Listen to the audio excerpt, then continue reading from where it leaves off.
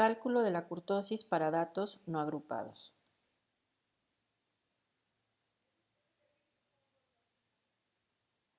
Kurtosis, cuyo símbolo es K. Es la medida para determinar qué tan elevada, apuntada o plana, achatada es la distribución de ciertos datos. Hay dos métodos para calcular la kurtosis. Uno de ellos es el método gráfico, a través del histograma o curva de frecuencias. La gráfica que es apuntada se denomina leptocúrtica porque indica que la distribución de los datos es más alta en el centro y con colas relativamente largas. La gráfica achatada recibe el nombre de platicúrtica porque su curva es más aplanada y sus colas más livianas con respecto a la curva normal. Mientras que la normal no es muy alta ni muy achatada y se denomina mesocúrtica. El segundo método para calcular la kurtosis es el coeficiente de kurtosis.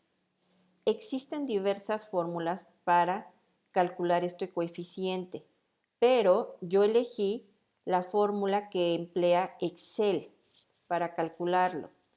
De acuerdo a la fórmula que ustedes elijan, va a haber diferentes condiciones para comparar ese valor y interpretar si es una curva leptocúrtica, una curva platicúrtica o una curva mesocúrtica. En esta fórmula que utiliza Excel o el cálculo que se realiza mediante Excel, cuando obtenemos un valor de kurtosis positivo, indica que la curva es leptocúrtica. Pero si tenemos un valor negativo, indica que la curva es platicúrtica. Esto se utiliza para tamaños de muestra pequeños. Sin embargo, cuando tenemos tamaños de muestras grandes, mayores a 100, tenemos que utilizar esta fórmula que se conoce como kurtosis estandarizada, donde el valor que ya nos arroja Excel se divide entre la raíz de 24 y entre el número total de observaciones. Una vez obtenido ese valor, se va a comparar con este intervalo. Si cae dentro de menos 2 a 2, significa que la curva es mesocúrtica. Pero si está fuera y es negativo, sería una curva platicúrtica. Mientras que si es positivo y cae fuera, sería una curva leptocúrtica. Vamos a ver un ejemplo. Este ejemplo lo vamos a hacer manualmente o se realiza manualmente, pero si ustedes lo calculan en Excel, les va a dar el mismo valor. Supongamos que tenemos 7 datos no agrupados de cierta variable contenidos en una muestra. Primero, tenemos que calcular la media y la desviación estándar. Segundo, como se conoce el valor de n, sustituimos todos los valores en la fórmula del coeficiente de kurtosis. Una vez realizados los cálculos, vamos a obtener un coeficiente igual a menos 0.92. Su interpretación sería que el coeficiente de kurtosis es negativo, por lo tanto la distribución es platicúrtica. Es importante tomar en cuenta, en caso de tener dudas, de la interpretación.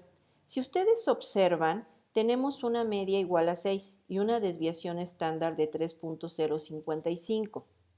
Existe una fórmula llamada coeficiente de variación que nos permite conocer qué tan dispersos se encuentran los datos con respecto a la media.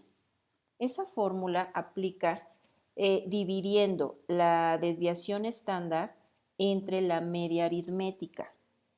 Como manejan las mismas variables, se van a eliminar y se multiplican por el 100%, quedando expresado como en términos de porcentaje.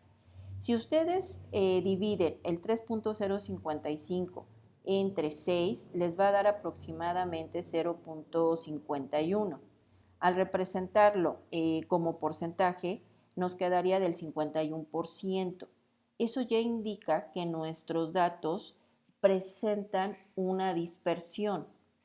Entonces, con eso estamos comprobando que efectivamente el cálculo del coeficiente de kurtosis es correcto. La distribución es platicúrtica.